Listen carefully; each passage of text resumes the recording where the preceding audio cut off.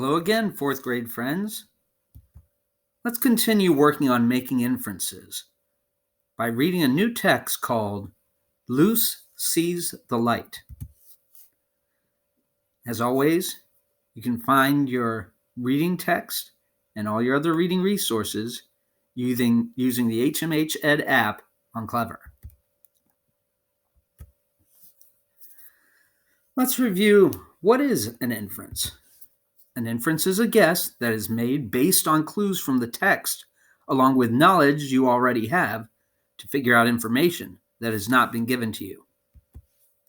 Text clues, in connection with prior knowledge, can help you come to an inference. Here's our story, Luce Sees the Light. Luce Sees the Light is a graphic novel.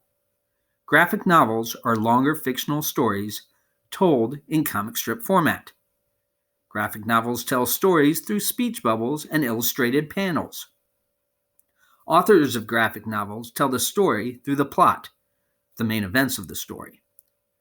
Graphic novels can include characters who act, think, and speak like real people. What we're going to do before we start reading is go over our critical vocabulary. We're going to go over the words and their definitions. Our first word is frequent. Frequent is an adjective. If something is frequent, it happens often. For example, snowfall is frequent in the mountains. Sufficient. Sufficient is an adjective. If something is sufficient, it is just what is needed and no more. For example, that coat should be sufficient to keep you warm. Oasis. Oasis is a noun. An oasis is a relaxing or peaceful spot in an area that is unpleasant in some way. For example, listening to music might be an oasis after a hard day. Permission. Permission is a noun. If you get permission, someone who's in charge allows you to do what you ask to do. For example, you must get permission to go on a field trip. Installing. Installing is a verb. If you are installing something, you are setting it up so it is ready to use. For example, you install apps on your phone. Let's go ahead and start reading the story. Luce and her friends enjoy listening to music and frequent trips to the mall. Then Luce's neighborhood is dimmed by blackouts, and she realizes that she can't do some of her favorite activities. While out on a walk with her new friend Robert, her neighbor Gorge warns them that they need to prepare for more blackouts by becoming more self-sufficient.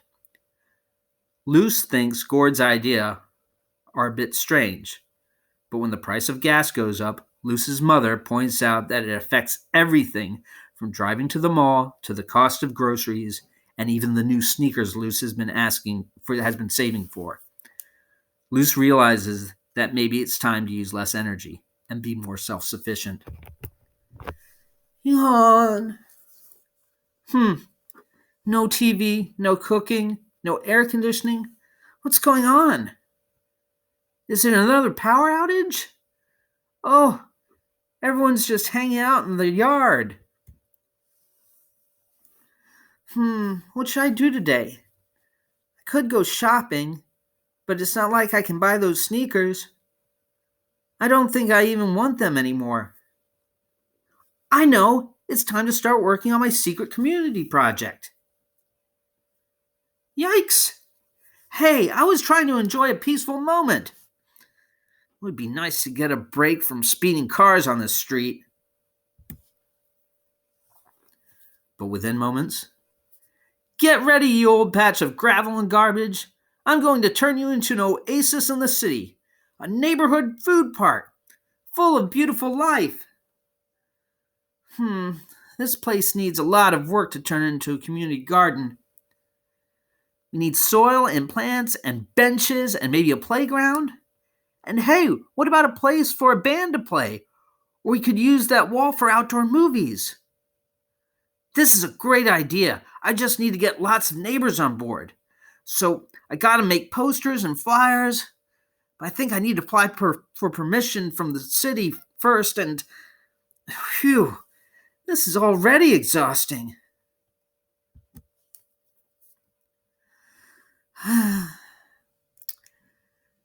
Time to face the music. I'm getting up now. Okay, now. Crickets! I'm up! I'm up! Luz, hey, I knew I'd find you here. Oh, hi, Robert. Are you okay? After my mom's. Yeah, I'm fine. Just let's change the subject, okay? All right. So listen, I wanted to ask you something. Me too. What size shoe do you wear? Huh? Why? Forget it. What were you going to ask me? Well, you know how I like hanging out in this place. For some strange reason, yeah, so? So, I thought this could be turned into a park so people can have a place to hang out, kids can have a playground, bands can play live music, and we can grow our own food so we don't need to get it from other countries. Grow food? What's wrong with buying groceries?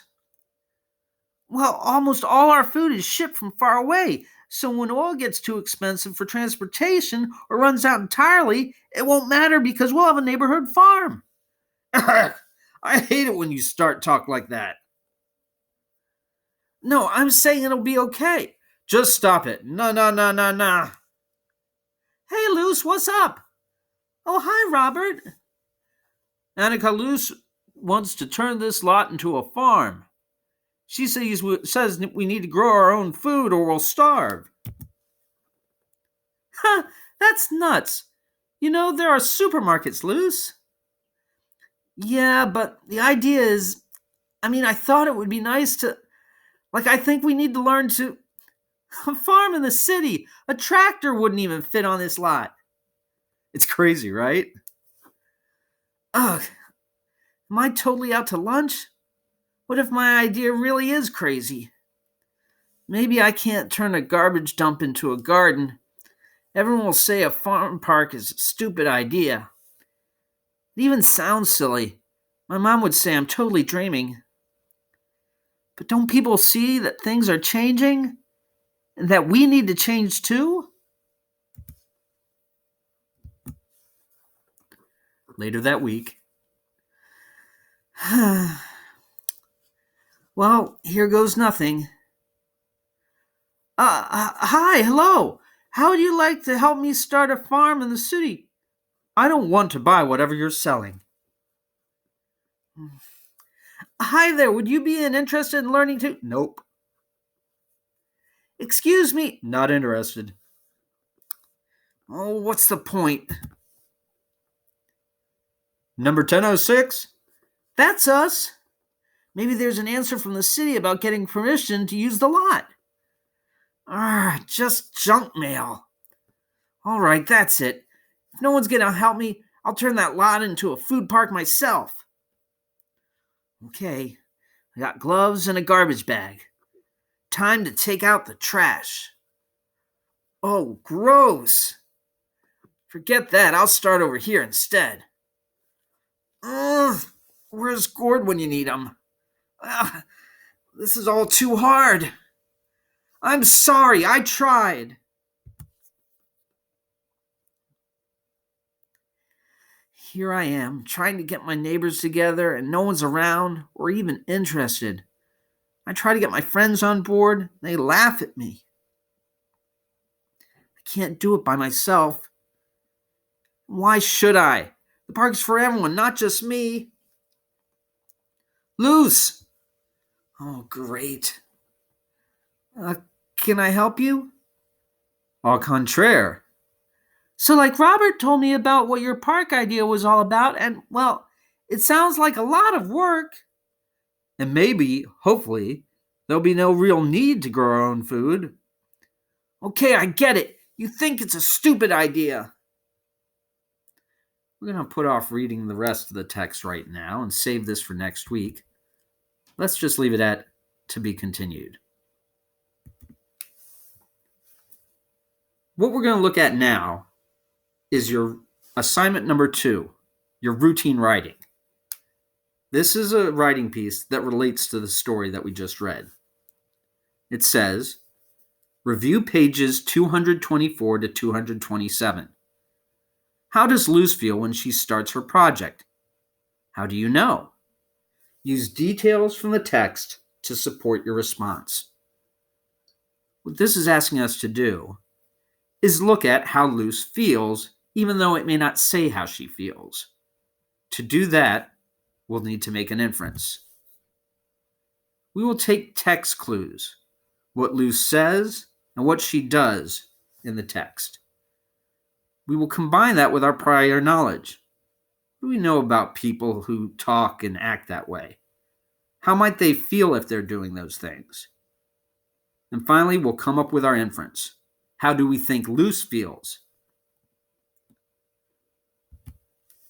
Let's look back at those pages, 224 to 227. On 224 and 225, it's where Luz starts to get motivated and ask for help from people in the neighborhood. She asks a few people, and no one seems interested in helping.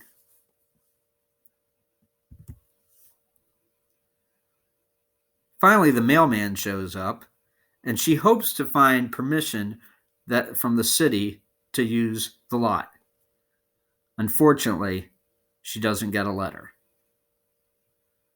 Finally, she goes off to clean the lot by herself. But when she gets there, she finds there's a lot of messy, disgusting stuff, and the other stuff is too heavy for her to move by herself. She walks away from the lot, having done nothing.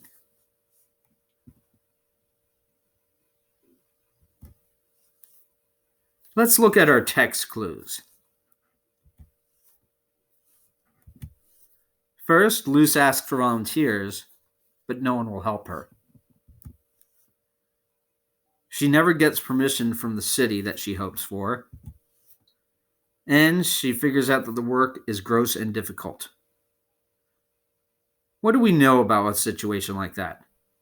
How might we feel if faced with those obstacles? We could say, I know that when work is difficult and I can't get anyone to help me, I feel blank. How would you feel in a situation like that? Whatever you decide, we could probably use that to determine how Luz feels. We could say, I think Luz feels blank when she starts her project. So, we have how she feels by looking at the details from the text and combining with how we know that way. So, when we review pages 224 to 227, how does Luz feel when she starts her project? And how do we know? Take the details from the text, combine them with what you know to talk about how she feels.